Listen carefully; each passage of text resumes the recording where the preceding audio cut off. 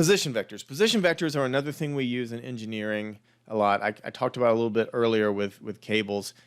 They're great for us in statics we often use them just to help us get other information about forces. If we know that this cable has a tension in it that's holding up this transmission tower, then the tension has the same line of action as the cable itself. And so we can describe the cable's position as a vector and then somehow convert that into a unit vector and then multiply it by the force value of the cable. Then we get the force in a Cartesian vector format, which will be great for us for 3D.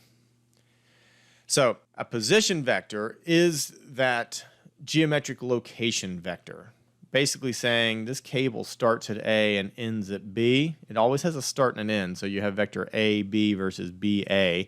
BA would just be the negative of AB. So you always are starting at one and ending at the other. And if we wanted to calculate AB, we take all of our B values and subtract our A values from them. So here we have x sub B minus x sub A. We take that value, and that's going to be our I component of our vector. And then do the same with our y's to get our j portion of our vector, and the z's for our k portion of the vector. So what do those values work out to be? Well, B's coordinate is 40 feet. A's x-coordinate is 0, so we have 40 minus 0. So it's always final minus initial.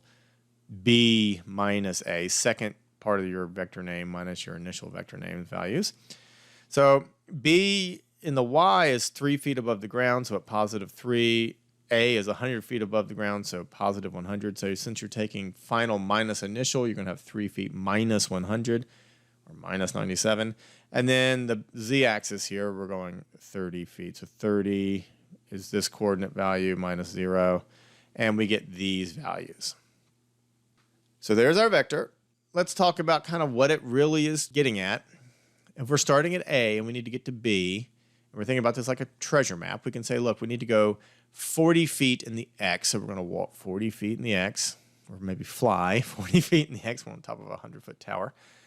Next, we need to go 97 feet down, so 3 feet above the ground. That's kind of like Mission Impossible, hanging from a cable 3 feet above the ground. And then 30 feet in the z direction, so we have 30 feet in the z direction gets us to the top of this 3-foot pedestal, which is where point B is. Now, how long is this cable? That's kind of important, right? If you were going to go straight from A to B, take a measuring tape and start it at A and measure all the way down to point B, you calculate that as the magnitude of this position vector. All right, here's the position vector. Here's the square root of the sum of the squares. Now note that negative sign in there. I put it in there because this is a PowerPoint slide and I have to, right? I just couldn't not do it. But I know that if you square a negative value, it always turns positive. So you're always going to get these positive values in your magnitudes, because the negative in this j direction here is really talking about direction, right? That's the way vectors work. Negative just means it's pointing in the negative y direction. But whether it's pointing in the positive y or negative y, the rope still has a length to it. And the farther negative you go, of this pole, if you had to go down 197 feet to get to the bottom, you'd need a longer measuring tape, right? So magnitudes always increase even when there's negative values in here. Now, how would you write the vector BA? Because this was vector AB. If you wrote BA, it's like you're starting at B and ending at A. Well, first off, its magnitude is going to be the same, right? Because if you put your measuring tape here and measure up there, you should get the same as you, just going the other direction. So to get from B to A, it really just is the negative of this vector. So it would be minus 40i plus 97j minus 30k, all of that in feet. Okay, let's do a little bit of a problem here where we're going to work with a position vector and how it can help us. Let's say we know that the force in that cable is 3,000 pounds. Maybe there's an inline scale. When they were tensioning it, they measured the force, so they knew the force along the line of action. And so we know it's 3,000 pounds as a magnitude. Okay, so we can write it like this. If we're making our little free body diagram, make a little cut there. We know this vector is pointing along the axis. And since it's tension, and I made my cut like this, I know the vector is pointing towards B from A, and that's why we're going to go with this AB bit versus the BA stuff I was asking about earlier.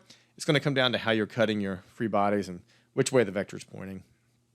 Since we're starting up here at A, we cut kind of near A.